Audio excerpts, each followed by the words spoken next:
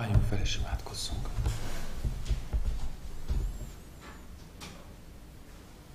Mennyi Atyánk, köszönjük azt, hogy összejöttünk a Te nevedben, dicsérni Téged, tanulni Te tőled. Úrunk, vágyunk veled találkozni, nemesebbé válni Te általad, Urunk, új erőt kapni ahhoz, hogy hűen tudjunk járni veled.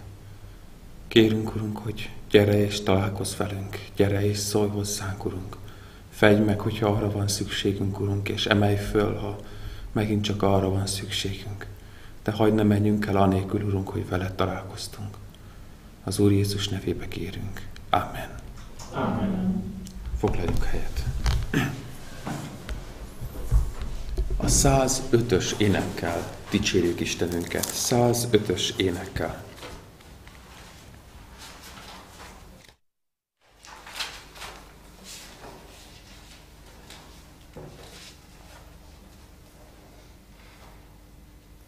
Adjatok hát az Istennek, és imádságot szent nevének. Hirdessétek dicséretét, és minden jó tételményét. Mondjatok el a nép előtt, nagy csodáit melyeket tett. Néki vigán énekeljetek, sok csoda dolgát dicsérjétek.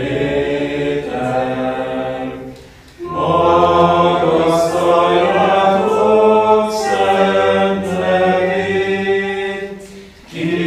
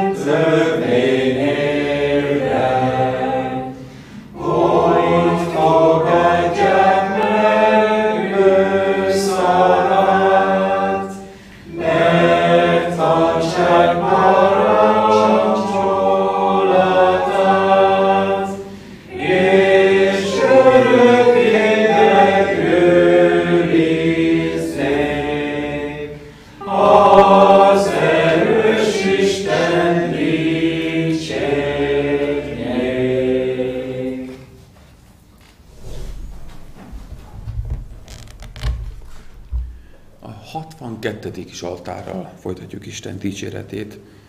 A 62. Zsoltárt állva olvassuk el.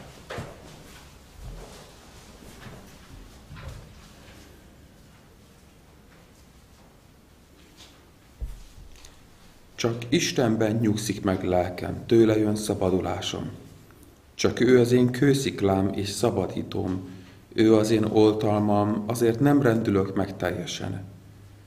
Meddig támadtok még egy ember ellen, meddig törtök ellene valamennyien, mint megroskadt fal és düledező kerítés ellen? Csak arról tanácskoznak, hogyan vessék le őt méltóságából. Hazugságban telik kedvük, szájukkal áldanak, de szívükben átkoznak. Csak Istenben nyugszik meg lelkem, mert tőle van reménységem. Csak ő az én kősziklám és szabadítóm, ő az én oltalmam, azért nem rendülök meg. Istennél van szabadulásom és dicsőségem. Ő az én erős kősziklám, Istennél van menedékem. Bízzatok ő benne mindenkor, ti népek. Öntsétek ki előtte szíveteket. Isten a mi menedékünk. Bizony hiába valóak a közemberek fiai, és hazugok a főemberek fiai. Ha egy mérleg serpenyőjébe vetnénk őket, mind alávalóbbak lennének a semminél. Ne bízzatok zsarolt javakban, és rabolt dologgal ne kevékedjetek. Ha gyarapszik is vagyonotok, ne abban bizakodjatok. Egyszer szólt Isten, és 2 dolgot hallottam. Az, hogy a hatalom Istené, és tied, Uram, a kegyelem is. Bizony megfizetsz mindenkinek a cselekedete szerint. Amen. Foglaljunk helyet. A 155-ös éneket énekeljük el. 155-ös éneket.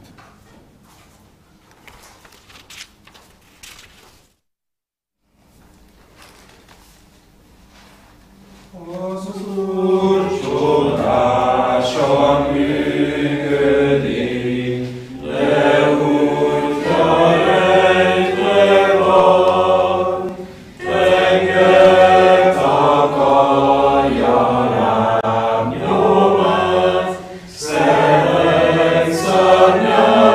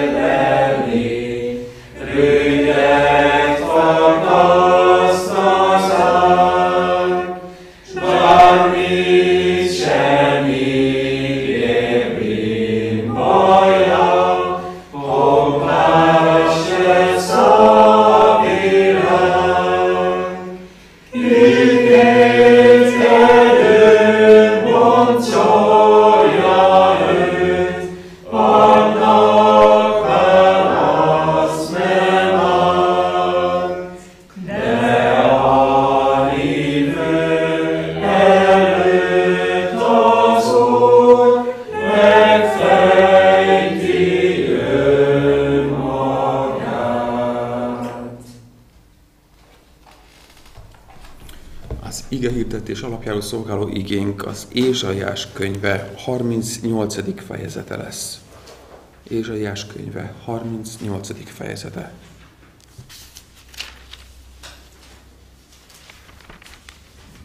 Álljunk föl, és úgy hallgassuk Isten igéjét.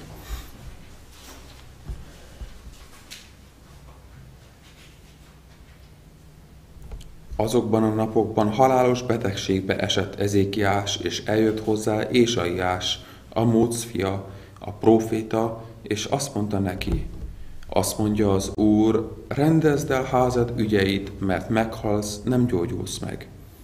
Erre Ezékiás arccal a falnak fordult, és könyörgött az Úrhoz. Azt mondta, ó, Uram, emlékezzél meg arról, hogy én előtted jártam igazságban, és teljes szívvel, és azt tettem, ami kedves neked, és keservesen sírt Ezékiás. Ekkor így szólt az Úr Ézsaiáshoz, menj el, mondd ezt Ezékiásnak. Így szól az Úr Dávidnak, atyádnak Istene, meghallgattam imádságodat, láttam könnyeidet. Íme még 15 esztendővel megtoldom életedet. Megszabadítalak téged, és e várost az Asszíria király kezéből. Megoltalmazom ezt a várost. Ez lesz a jel számodra az Úrtól, hogy teljesíti az Úr, amit mondott. Íme 10 fokkal visszatérítem az árnyékot a ház napóráján, azoknak a fokokon, amelyeken már a nap áthaladt, és visszatért az árnyék 10 fokkal azokon a fokokon, amelyeken már áthaladt. Ezékiásnak, Júda királyának a följegyzése, amikor megbetegedett, de fölgyógyult betegségéből. Azt gondoltam, hát életem közepén kell alászállnom a Seul kapuihoz, megfosztva többi éveimtől. Azt gondoltam, nem látom már az Urat az élők földjén, nem látok többé embert a világ lakói közül.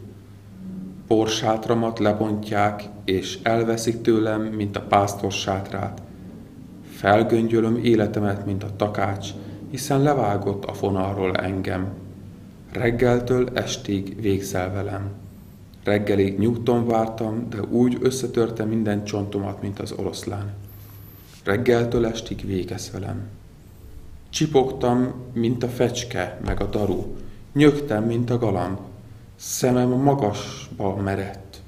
Uram, le vagyok sújtva, szabadíts meg. Mit mondjak? Mert szólt hozzám, és meg is tette, amit mondott. Csendesen élem le éveimet lelkem keserűsége miatt. Uram, azáltal él minden, és csak abban van lelkem élete, hogy te meggyógyítasz, és éltetsz engem. Íme áldású volt nekem a nagy keserűség, és te szereteteddel kivontad lelkemet a pusztulás verméből, és hátad mögé vetetted minden bűnömet. Mert nem Seolban magasztalnak téged, és nem a halottak dicsőítenek, nem a sírvelembe szállók reménykednek hűségedben. Aki él, csak aki él, az dicsőít téged, mint ma én. Az apák hirdetik fiaiknak hűségedet. Megszabadított engem az Úr, ezért énekeljünk lampengéssel. Éltünk minden napján az Úr házában. Akkor azt mondta Ézsaiás, hogy vegyenek egy fügekalácsot, és törzsöljék rá a fekére, hogy meggyógyuljon. Ekkor megkérdezte Ezékiás, mi lesz a jele, hogy fölmegyek még az Úr házába. Amen. Foglaljunk helyet.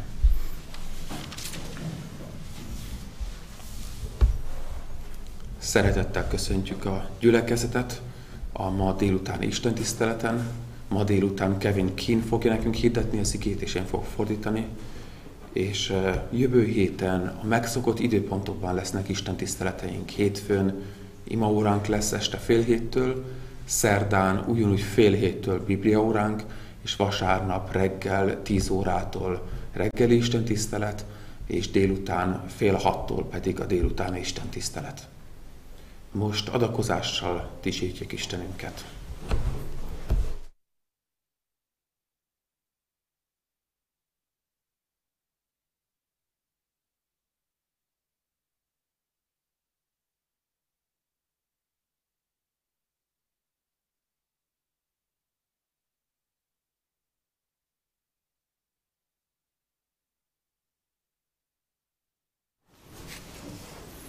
imádkozásra Zsolt testvéremet kérem, hogy vezessen minket az Úr elé. Urunk Istenünk, mindenható vagy, mindenható Urunként szeretnénk eléd jönni, hiszen újra összejöttünk ezen a napon, amelyet rendeltél, hogy néped téged dicsőítsen. Uram, kérünk téged, mint a mindörökké való Uram, hogy meg tudjunk épülni a te üzeneted által. Köszönjük, hogy a te igéd megőriztetett, hogy azt te elveszni, elkalódni nem hagytad, hogy az a te kinyilatkoztatásodként itt van, és hívja az embereket te szolgáid által megtérésre. Köszönjük, hogy ebből hallhatjuk a prédikációt. Kérünk, hogy hassál a szívekre, formálj minket, hadd tudjunk előrébb lépni a megszentelődésben, a te igéknek megismerésében. Hadd tudjunk minél jobban kimenni úgy a világba, hogy meg tudjunk felelni, hogy ki tudjuk adni a bennünk lejrő reménységet. Kérünk téged, áld meg ezt az alkalmat, áld meg az igének szólóját. Építs minket, Urunk, hiszen oly nagy szükségünk van rá. Kérünk, hogy Jézus kegyelméből hallgass meg minket. Amen. Amen. A 243-as énekkel dicsérjük Istenünket. 243-as ének.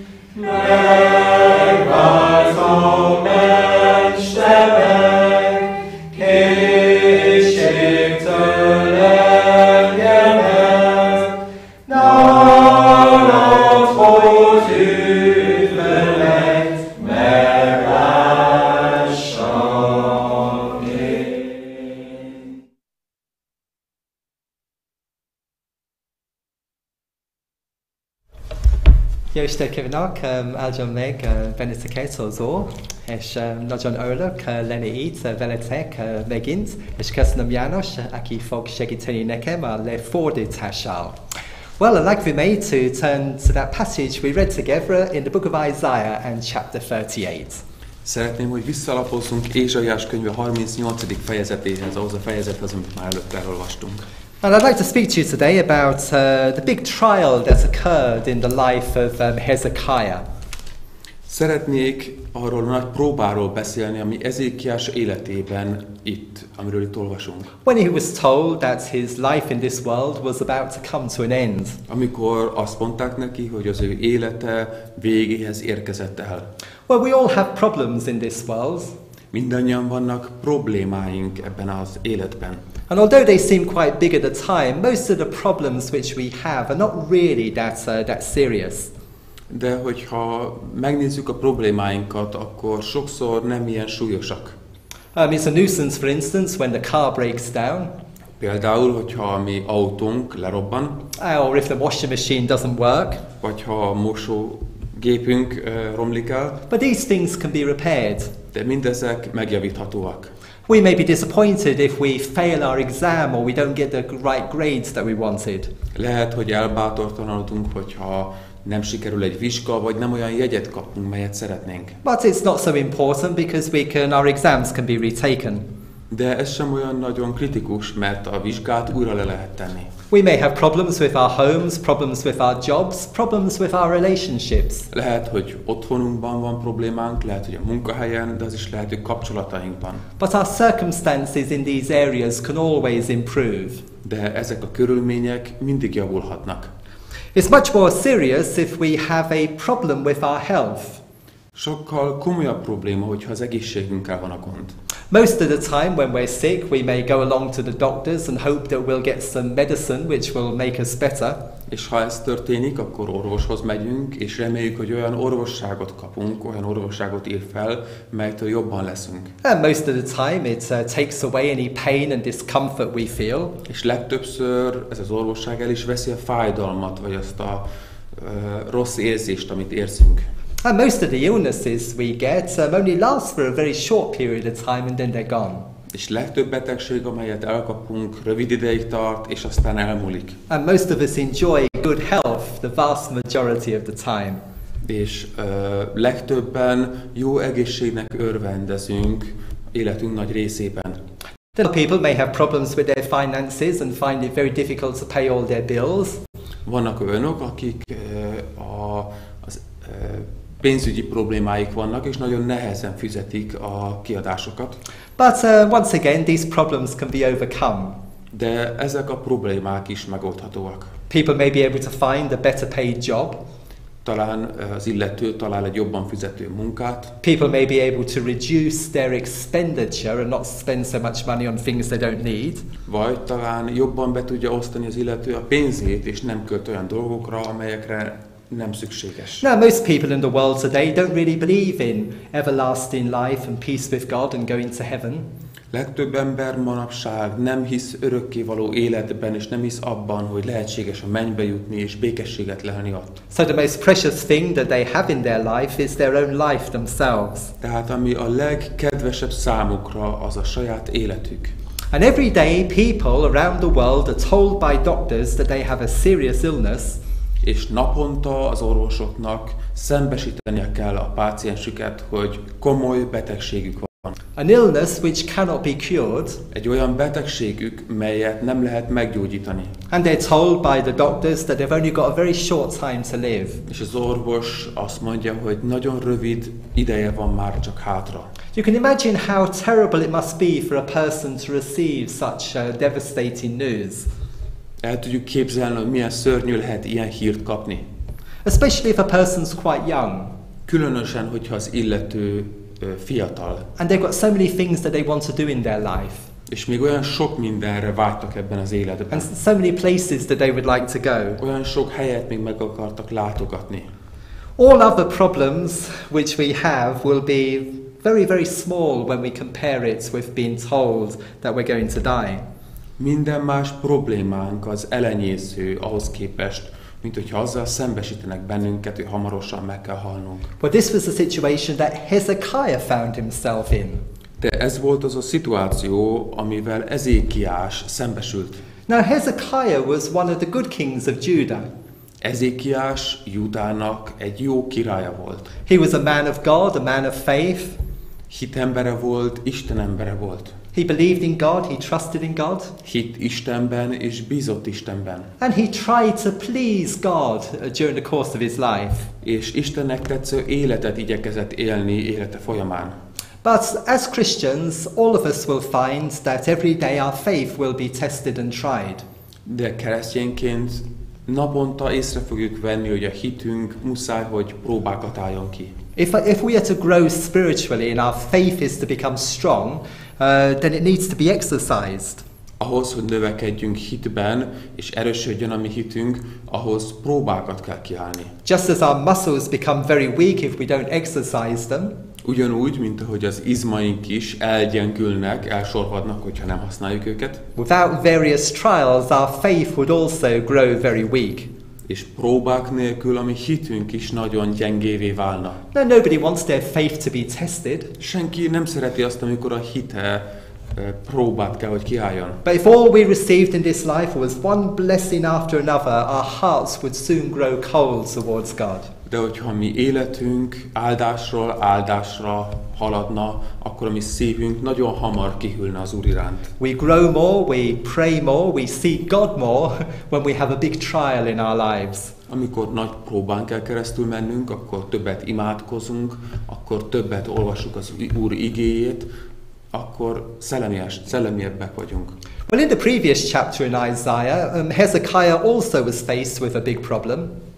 Ebben a fejezetben Ezékiás szintén egy nagy problémával kellett, hogy szembenézzen. The Assyrian army had come to attack the land of Judah in chapter 37. A 37. fejezetben az asszírok megtámadták őket. But Hezekiah, being a man of faith, he prayed to the Lord about the situation. De Ezékiás, mivel a hitembere volt, imádkozott az Úrhoz ezzel a problémával kapcsolatban. And the Lord destroyed the whole of the Assyrian army. És az Úr elpusztította az egész asszír hadsereget. So at the end of chapter 37, everything seemed to be going quite well for Hezekiah. Tehát a 37. fejezet végén minden nagyon jónak néz ki Ezékiás számára. The nation was at peace once more. A nemzet megint békességnek örvendezett. They didn't have to worry about being attacked by their enemies. Most már nem kellett attól félniük, hogy támadás éri őket. And the victories we see in our lives encourage us and uplift us. És ezek a sikerek, ezek bíztatnak bennünket és felemelnek bennünket. And the victories prepare us for the next trial which will come our way. És ezek előkészítenek bennünket a következő próbára, amellyel szembesülnünk kell. And when by God's grace in this world we overcome one problem, we can be sure that there will be another problem waiting round the corner for us. És mikor végre kikászálódunk egy problémából, akkor bizonyosak lehetünk abban, hogy a sarkon egy másik vár bennünket. We read at the beginning of chapter 38 that Hezekiah the king became unwell. És azt olvassuk a 38. fejezet elején, hogy Ezékiás rosszul lett. There's no such thing as a trouble-free life. Nincsen olyan, hogy probléma nélküli élet. Most of the time when we become unwell, we just expect to be feeling better within 2 or 3 days. Amikor rosszul leszünk, akkor abban reménykedünk, és úgy gondoljuk, hogy egy pár nap és már is jól leszünk. Maybe we get a cold or the flu. Lehet, hogy csak egy influenzát, vagy megfázást kaptunk. Maybe we have a headache or toothache. Vagy a fogunk fáj, vagy fejfájásunk van. We just expect it to pass. We don't expect it for a moment to be anything serious. Mindig úgy gondolunk ezekre, hogy nem sokára ki is lábalok belőle, és nem gondolunk arra, hogy ez lehet, hogy valami komoly betegség. But Isaiah the prophet came to Hezekiah in verse 1 with some very disturbing news. De Ézsaiás nagyon szomorú hírrel jött Ezékiáshoz. And he says to him in verse 1, "Thus saith the Lord, set thine house in order, for thou shalt die and not live." Ezt mondta neki, ezt mondja az Úr, rendezd el házad ügyeit, mert meghalsz, és nem gyógyulsz meg. Now it's believed that Hezekiah at this time was only 39 years old. Úgy hisszük, hogy Ezékiás 39 éves volt csak ekkor. And this news must have come as a terrible, terrible shock for him. És ez az üzenet mindenképpen egy szörnyű sokként érte őt. He was rejoicing that the Assyrian army had been destroyed and the nation was at peace.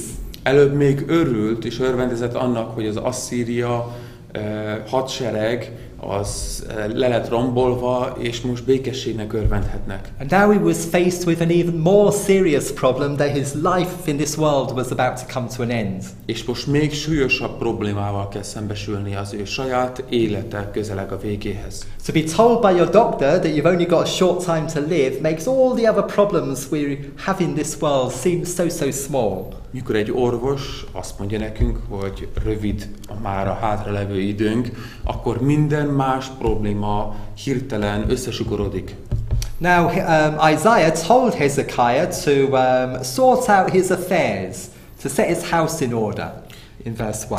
Ézsaiás az első versben azt mondta Ezekiásnak, hogy rendezze el a háza ügyeit. Maybe to write some type of will and to say what should be done with all your possessions.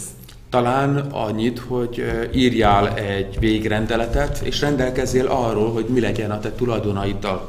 Or what type of the state, what type of funeral he wanted. Vagy arról, hogy milyen fajta temetési szertartást szeretne. Now in this life our circumstances can change very quickly.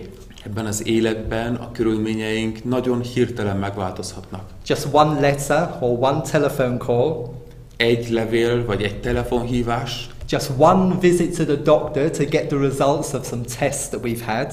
Vagy egy látogatás az orvoshoz, hogy megkapjuk a kivizsgálásnak az eredményét. And our whole world can be turned upside down if we're told our life is in terrible danger. És az egész életünk felfordul, hogyha azt az üzenetet kapjuk, hogy a mi életünk nagy veszélyben van. Now, Hezekiah received this news not from a doctor, he received it from Isaiah the prophet. Ezékiás ezt az üzenetet nem egy orvostól kapta, hanem Ézsaiástól, a profétától. And Isaiah said, "Thus saith the Lord." This was certain it was going to happen. It wasn't a mistake that the doctor had made. És Ézsaiás így mondta Ezékiásnak, hogy ezt mondja az Úr. Nem valami esetleg orvosi hiba csúszhatott bele, hanem az Úr maga üzeni ezt. And even though Hezekiah was a believer, he loved God, the news came to him as a terrible shock and he was devastated by it. És Ézsaiás szerette az Urat, és ez az üzenet, ez a hír nagyon megcsapta őt, nagyon meglepte. How would he be able to tell his family and his friends that shortly he was about to die?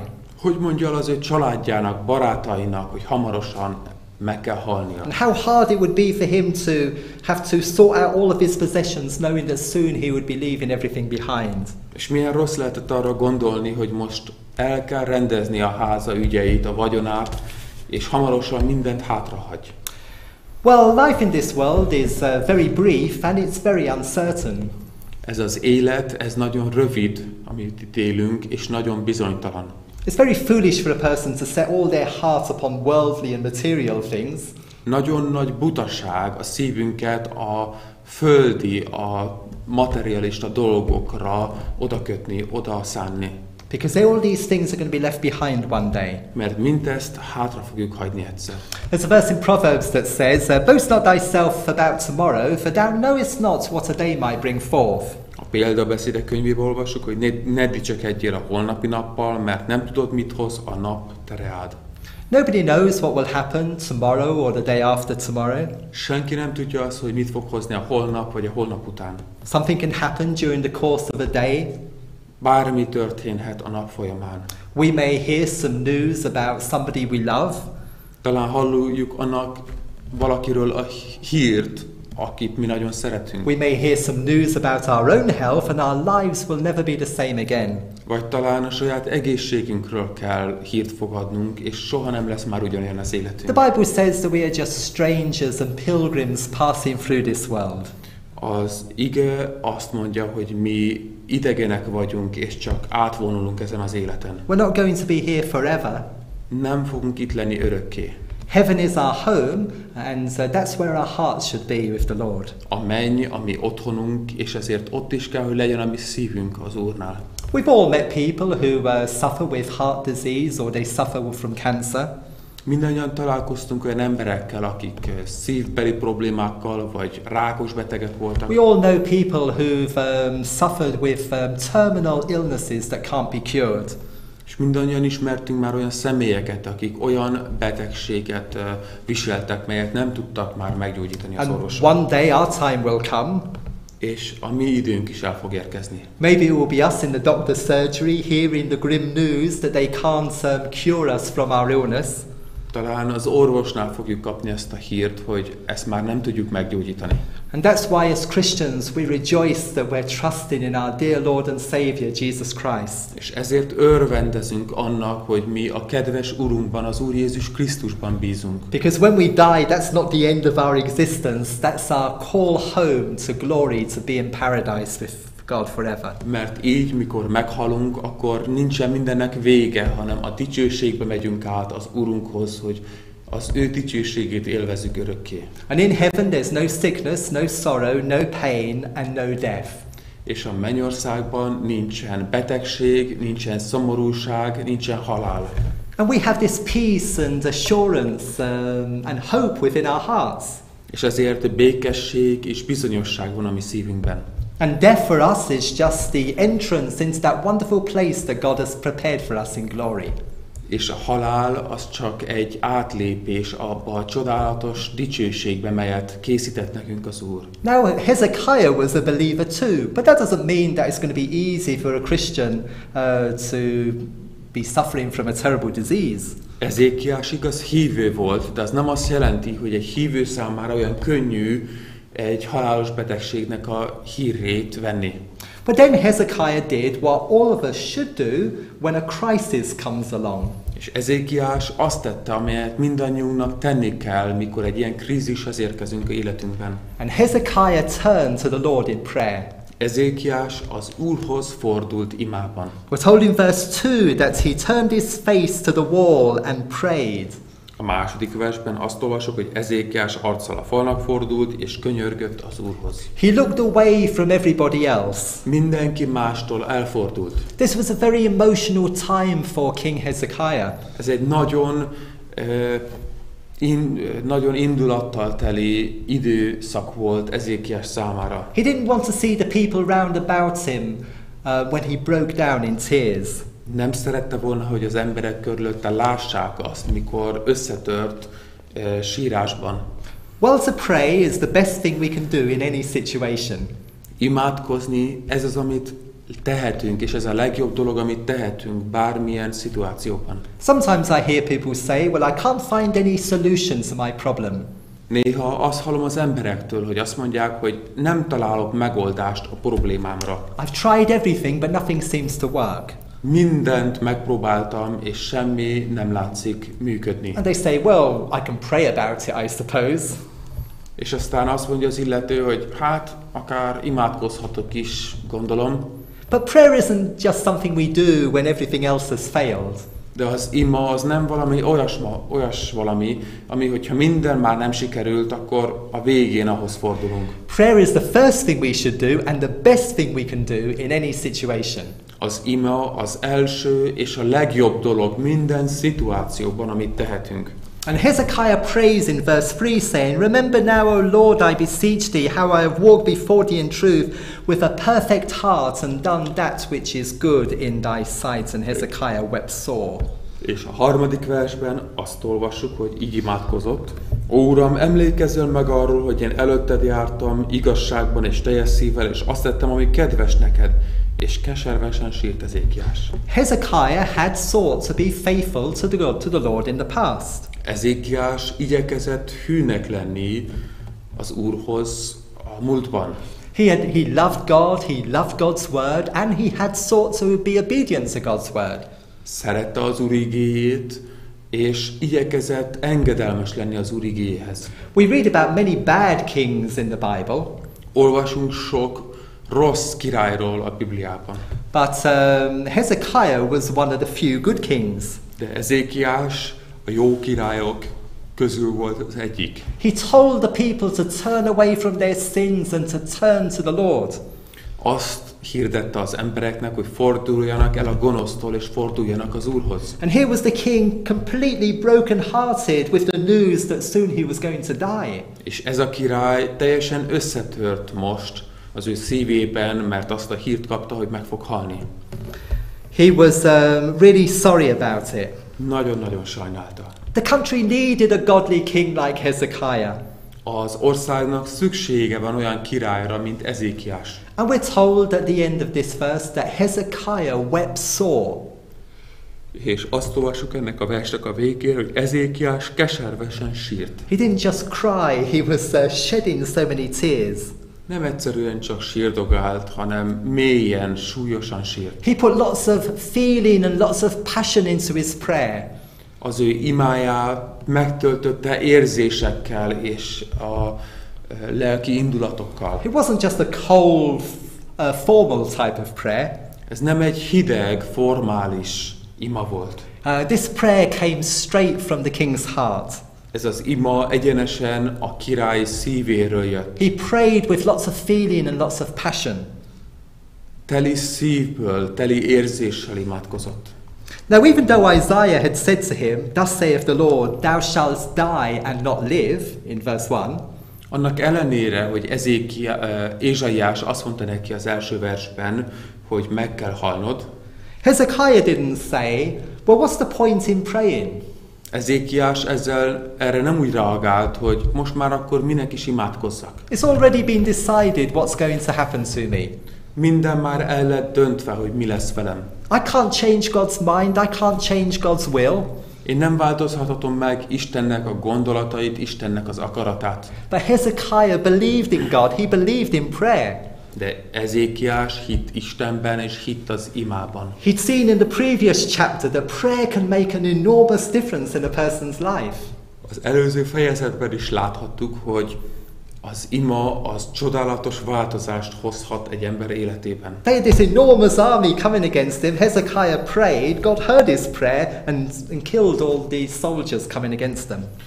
Ott volt az óriási hadsereg ellenük, és Ezékiás imádkozott, az Úr meghallgatta, és elpusztította az ellenségüket. And we must always believe that prayer can make a big difference.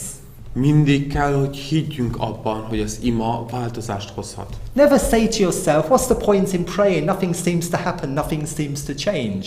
Soha nem mondjuk magunknak azt, hogy mi az értelme most már imádkozni, úgyse fog ez megváltozni. And there are some occasions in the Bible when people prayed after receiving similar type of news and God did a wonderful work. És ez nem az egyszeri példa, hanem van más példa is a Bibliában arra, hogy valaki egy rossz hírt kapott, és imádkozott, és változás történt. For example, in the days of Jonah, God said to the people of Nineveh that their city would be overthrown in 40 days. Például Jónás könyvében is azt olvassuk, hogy még 40 nap, és ez elpusztul Ninive, Isten ezt hirdette nekik. But all the people repented and they cried out to God for mercy. De minden ember megtért és kegyelemért kiáltott. And they turned away from all their violence and all their sin. És elfordultak bűneiktől, minden gonoszságukból. They repented and they fasted. Megtértek, és That's all. sorry. Fasted? They repented, yeah. Megtértek. That's okay. And God saw their works, and God decided not to destroy the city after all. És Isten látta az ő cselekedeteiket, és úgy döntött, hogy nem pusztítja el a várost mégsem. And as a result of Hezekiah's prayer here, God decided to extend his life for an extra 15 years. És Ezékiás imájának eredményeképpen az Úr úgy döntött, hogy 15 évvel meghosszabbítja életét. Oh, Hezekiah would one day die, but he wouldn't die now. God would give him some extra time upon the earth. Ezékiás tudta, hogy egyszer meg kell halnia, de nem kell most meghalnia, hanem még kapott éveket. So never think, what's the point in praying? It's not going to change anything. Tehát soha ne gondoljunk arra, hogy nem érdemes imádkozni, úgyse fog semmit megváltoztatni. Maybe it will achieve something, maybe it will do something. Talán lesz hatása, talán nagy eredménye lesz. Notice that Hezekiah didn't tell God what he wanted him to do. Lássuk azt, hogy Ezékiás nem mondta el az Úrnak, hogy mit szeretne. He realized that God was great and glorious and a sovereign God. Felismerte azt, hogy az Úr egy hatalmas Úr és szuverén Úr. He just says, Lord, remember me how I have tried to serve you and to obey you in the past. Egyszerűen csak azt mondja neki, hogy Uram, emlékezzél meg arról, hogy hogyan éltem és hogyan igyekeztem hűnek lenni hozzád. And Hezekiah wept, and there's absolutely nothing wrong with a person showing their feelings and their emotions. És Ezékiás sírt, és semmi rossz nincs abban, mikor sírunk és kimutatjuk a mi érzéseinket. After all, the Lord Jesus Christ himself wept when he heard that his friend Lazarus had died.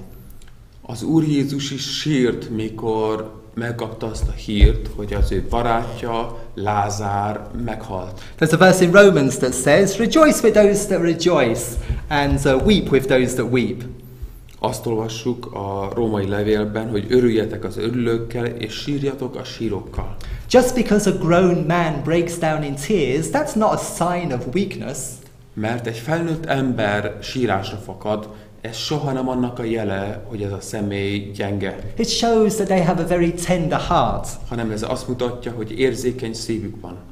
Well, in verse 4, we're told that the word of the Lord came to Isaiah again, saying, "Go to Hezekiah and say, Thus saith the Lord, the God of David thy father, I have heard thy prayer, I have seen thy tears, behold, I will add unto thy life 15 years. A 4. verstől azt olvassuk, hogy ekkor így szólt az Úr Ézsaiáshoz, menj el és mondd el Ezékiásnak, így szól az Úr, Dávidnak, atyádnak Istene, meghallgattam imádságodat, láttam könnyeidet, íme még 15 esztendővel megtoldom életedet. So God says, I have heard your prayer. Az Úr azt mondta, hogy meghallottam a te imádságodat. Some people say there's no point in praying, my fate or destiny has already been decided. Vannak olyanok, akik azt mondják, hogy nincs értelme imádkozni, a mi életünk úgyis el van döntve. But they need to realize that there is nothing too hard for the Lord. With God all things are possible. De észre kell, hogy vegyünk, hogy az Úrnak semmi sem lehetetlen, és minden lehetséges nála. As a result of Hezekiah's prayer, God decided that he wouldn't die now, he would live an extra 15 years. És az imájának eredményeképpen az Úr azt az üzenetet adta át neki, hogy 15 évvel meghosszabbítja életét. And just as God heard Hezekiah's prayer, he also hears our prayers too. És ahogy az Úr hallotta Ezékiás imáját, a miénket is ugyanúgy hallja. So although so he wouldn't die at the age of 39, he would live until he was 54. Tehát nem 39 évesen fog meghalni, hanem 54 évesen. But God also says here, I have seen thy tears. Az Úr azt is mondja, hogy láttam a te könnyeidet. Hezekiah put a lot of feeling into his prayers. Ezékiás érzésekkel töltötte meg az ő imáját. He was really earnest and fervent in his prayers. Nagyon erőteljesen, élően imádkozott. There's a verse in James that says, the effectual fervent prayer of the righteous man availeth much. Jakabtól olvassuk azt, hogy igen hasznos az igaznak buzgóságos könyörgése. And we should put a lot of feeling, lots of heart, lots of passion into our prayers too. Mi is, hogy meg kell töltsük a mi imáinkat szívünkkel és érzéseinkkel. And we should pray from our hearts. És a mi szívünkből kell, hogy imádkozzunk. Well, Hezekiah was told that he would live for an extra 15 years. Ezékiás azt a hírt kapta, hogy 15 évvel tovább fog élni. Now, although our lives in this world can end at any time, és ha bár a mi életünk bármelyik pillanatban véget érhet, I think it's a good thing that we don't know in advance when exactly that time will come. És szerintem jó az, hogy nem tudjuk előre, hogy mikor fog jönni ez a pillanat. Otherwise, we would be very anxious and worried about working out how much time or how little time we have left upon the earth. Mert máskülönben, ha tudnánk, akkor állandóan azon aggódnánk, hogy mennyi időnk van már csak hátra. And we could feel really depressed about it. És emiatt nagyon depressziósan élnénk. You see, Hezekiah was told he's got 15 years left to live. Ezékiásnak megmondatott az, hogy 15 évet fog még élni. So, a year later, he'd only have 14 years to live, and 1 year after that, only 13 years to live. Egy évvel később már csak 14 év, még egy évvel később már csak 13 éve van. It would always be upon his mind the exact time when he would eventually die. És mindig ott lenne a gondolataiban az, hogy mennyi ideje van már csak hátra. Well, we may have 15 years to live or 15 days to live, but it's a tremendous blessing in this world that we don't know exactly when the time will be. Lehet, hogy 15 év van nekünk még hátra, az is lehet, hogy csak 15 nap, de ez valójában áldás számunkra, hogy nem tudjuk, hogy mennyi van hátra. And God also promised Hezekiah in verse 6 that he would deliver the city out of the hand of the king of Assyria and he would defend the city. És a 6. versben azt is megígérte az Úr Ezékiásnak, hogy megszabadítalak téged és e várost az Asszíria király kezéből, és megoltalmazom ezt a várost. And that teaches us that when we pray, God not only answers our prayers, És ez azt tanítja, hogy mikor imádkozunk, akkor az Úr nem csak a mi imáinkat He válaszolja meg, He often gives us many other blessings in addition. hanem még ráadásképpen is ad áldásokat. There's a verse in Ephesians that says that God is able to do exceeding abundantly above all that we could ask or think. Efézus levelében olvassuk, hogy annak pedig, aki véghetetlen bőséggel mindeneket megcselekedhetik feljebb, ahogyan, mint mi kérjük vagy elgondoljuk. And then God gave Hezekiah a sign to encourage him so that he would know that his prayer had been heard and answered. És aztán az Úr adott egy jelet Ezékiásnak, hogy tudja, hogy az ő imája meghallgatásra talált. And he says in verse 8, I will bring again the shadow of degrees which has gone down in the sundial of Ahaz 10 degrees backwards. And that was a great miracle. 8. vers, íme 10 fokkal visszatérítem az árnyékot Áház napóráján, azokon a fokokon, amelyeken a nap már áthaladt. You see, shadows always move in one direction, but to see the shadow moving in an opposite direction would be a great work of God. Az árnyék mindig egy irányba halad, és hogyha visszafele látunk egy árnyékot haladni, akkor az mindig az Úr csodálatos munkájának a jele. Well, Hezekiah was delighted that God had heard his prayer, and when he was fully recovered from his sickness, he wrote down some of his feelings in verse 9. Amikor Ezékiás ezt a hírt kapta az Úrtól, akkor nagy öröme volt, és a 9. versben azokat az örömöket halljuk megírva, amit Ezékiás íratott le, miután felépült. And one of the things he mentions here is in verse 18 and 19, where he says, "The grave cannot praise thee, death cannot celebrate thee, those that go down into the pits cannot hope for thy truth, the living shall praise thee, as I do this day." A 18-19. versben egy részletet olvasunk ebből, mert nem a Seolban magasztalnak téged, és nem a halottak dicsőítenek, nem a sírverembe szállók reménykednek hűségedben, aki él, csak aki él, az dicsőít téged, mint ma én. So what Hezekiah was saying was, Lord, if my life was to come to an end in this world, you would miss out on so much praise and thanksgiving from my lips. Valójában, amit itt Ezékiás mond, az, hogy Uram, hogyha elvetted volna az én életemet, akkor most nem tudnálak dicsérni téged. For I cannot praise you in the grave like I'm praising you today. Mert a sírból nem tudlak úgy dicsérni, mint ahogy most. Well, I wonder if anything should happen to us, would the Lord miss out on so much praise? Azon gondolkozom, hogy vajon az Úr hiányolna,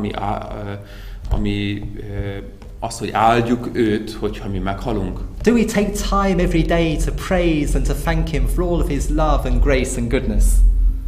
Naponta teszünk félre időt arra, hogy áldjuk őt, és megköszönjük azt a sok jóságot, amelyet kaptunk tőle. Well, Hezekiah would die at the age of 54, which to many people would still be quite a young age. Ezékiás 54 éves korában fog meghalni, ami még számunkra is egy fiatal kor. But this passage is found in the scriptures so that we can learn important lessons for our own lives today. De ez az igehely azért van benne a Bibliánkban, hogy fontos tanulságokat vonjunk le saját életünkre. Hezekiah was a man of God. Ezékiás Isten embere volt. And that shows that fine believers have big trials to bear, even terminal illnesses. És ez azt mutatja, hogy hívő emberek is nagy próbákon mehetnek keresztül, talán még gyógyíthatatlan betegséget is kaphatnak. Some people say, well, when you become a believer, all your problems will be gone for good, but that's not true. Vannak, akik azt a hamistan tanítják, hogy ha hívővé leszel, akkor minden problémád el fog tűnni. Hezekiah had been a faithful man who had sought to obey God in the past. Ezékiás hű ember volt, aki igyekezett engedelmes életet élni az Úrnak. And yet here he was sick and his life was very much in the balance. És aztán mit látunk? Az ő élete ott volt derekán, ott volt a befejezés előtt. And Christians too have health problems and sometimes very serious health problems. A keresztényeknek is vannak egészségügyi problémáik, és néha nagyon súlyosak. While we're in this world, we can't avoid things like sickness and aging and eventually death. Amíg ezen a földön vagyunk, nem tudjuk elkerülni a betegségeket, az öregedést, és a végén a halált. Some of the fine believers we read about in the scriptures also were afflicted in this way. Olvassunk más hű emberekről is az igében, akik szintén hasonlóan végezték. God's servant Job once was afflicted with painful boils from his head to his foot. Az Úr szolgája, Job, szintén nagyon súlyos betegségbe esett egyszer, egészen lábtól a fejéig. And yet he was a man described as being perfect and upright, somebody who hated evil and feared God. És úgy van ő leírva, mint aki igaz ember volt, és félte Istent. And somebody like Paul had a thorn in the flesh, which was a big burden for him to bear. Pál apostolnak is tövis adatott a testébe, amely nagy fájdalma volt neki. And Jesus' friend Lazarus also became sick and died. És Jézus barátja Lázár is megbetegedett és meghalt. But the most important lesson we learn from this passage is the importance of prayer. De a legfontosabb, amit tanulunk ebből az Igehelyből, az az imádság fontossága. That prayer can really change circumstances. Hogy az ima megváltoztathat körülményeket. With God there is always hope. Istennel mindig van reménység. Maybe we know people who are suffering from serious illnesses. Talán ismerünk olyan személyeket, akik súlyos betegségben szenvednek. God can change their situation. Isten megváltoztathatja a szituációjukat. Here was poor Hezekiah being told by a prophet that shortly he was going to die. Itt Ezékiás egy profét által azt a hírt kapta az Úrtól, hogy hamarosan meg kell halnia. Yet he comes to God in prayer and in tears, and God hears his prayer and extends his life. És imába jön az Úr elé, és sír az Úr előtt, és ima az Úr meghosszabbítja az ő életét. What would have happened if Hezekiah decided not to pray? Mi történt volna, hogyha Ezékiás úgy dönt, hogy nem imádkozik? If he said, well, there's no point in praying, it's already been decided what's going to happen. Ha azt mondta volna a szívében, hogy most már minek imádkozzam, már úgyis el lett döntve. Prayer will make no difference at all. Az imádság úgyse fogja ezt már megváltoztatni. Well, Hezekiah would have died. Ezékiás meghalt It volna. was only when God heard his prayer and saw his tears that he decided that Hezekiah would live for longer. Egyedül, amikor az Úr látta az ő imáját, és látta az ő könnyeit, akkor döntött úgy az Úr, hogy meghosszabbítja az ő életét. What would have happened in Jonah's day if the people hadn't repented and cried out to God for mercy and turned away from their evil? Mi történt volna Jónás esetében, ha a nép, Ninive nem tért volna meg bűneiből, és nem kiáltott volna az Úrhoz? Well, after 40 days, the city would have been overthrown. 40 nap után a város elpusztult volna. And we should pray and keep on praying in faith until the answer we desire comes. Imádkozzunk és imádkozzunk mindaddig, amíg az Úr meg nem hallgatja a mi imánkat. Maybe the answer to our prayer is just around the corner. Talán az imádságunkra való válasz ott vár minket már a sarkon. And whatever problems we have in our life this evening, I'm sure they're not as bad as the situation that Hezekiah was faced with in verse 1. És bármilyen szituációban vagyunk, biztos, hogy nem olyan súlyos, mint amit olvasunk itt Ezékiás könyve itt a 38. vers első versében. And if God was able to solve Hezekiah's problem, he's certainly able to solve our problems too. És ha az Úr megoldást adott, megváltoztatta Ezékiás problémáját, akkor minden bizonnyal a miénken is tud segíteni. So let's live by faith and trust in him at all times. Éljünk hit által, és mindig bízunk az Úrban. And may we see how God will work out his purposes in our lives too. És aztán látni fogjuk azt, hogy az Úr hogyan valósítja meg az ő tervét a mi életünkben is. May God bless his word to our hearts this evening. Az Úr áldja meg az ő igéjét számunkra ma este is. Köszönöm a segítségedet. Köszönöm szépen.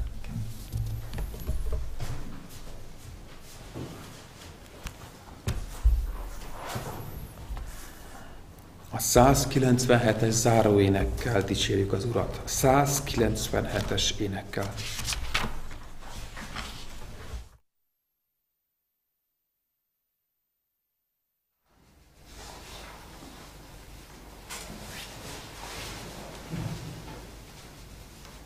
Áldott orvos közelé, áldott Kezdjük újra meg.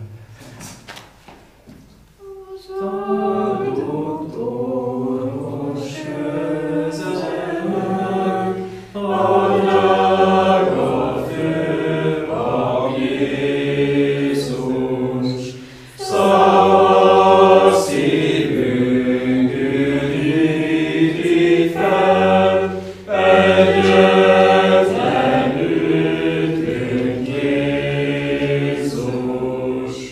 Ha mint zeng az égi kar, éles visszhangjaival,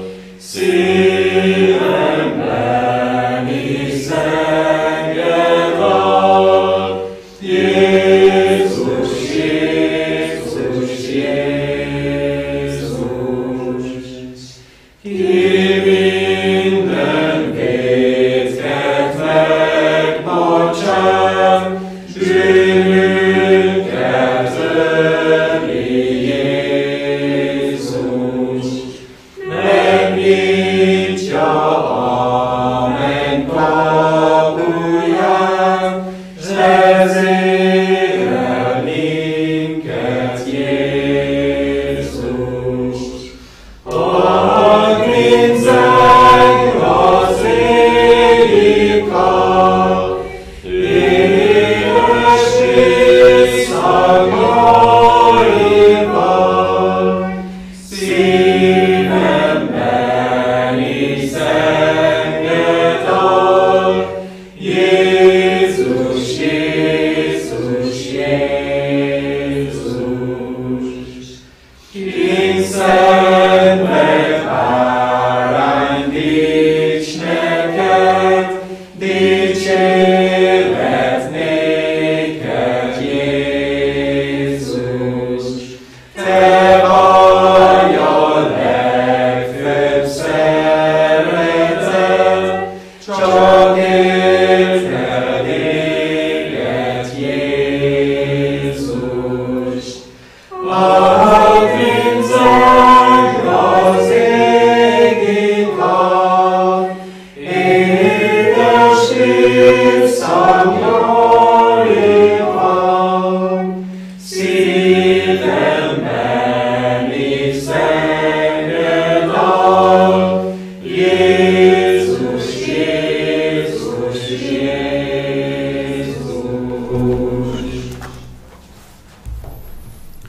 Imádkozzunk.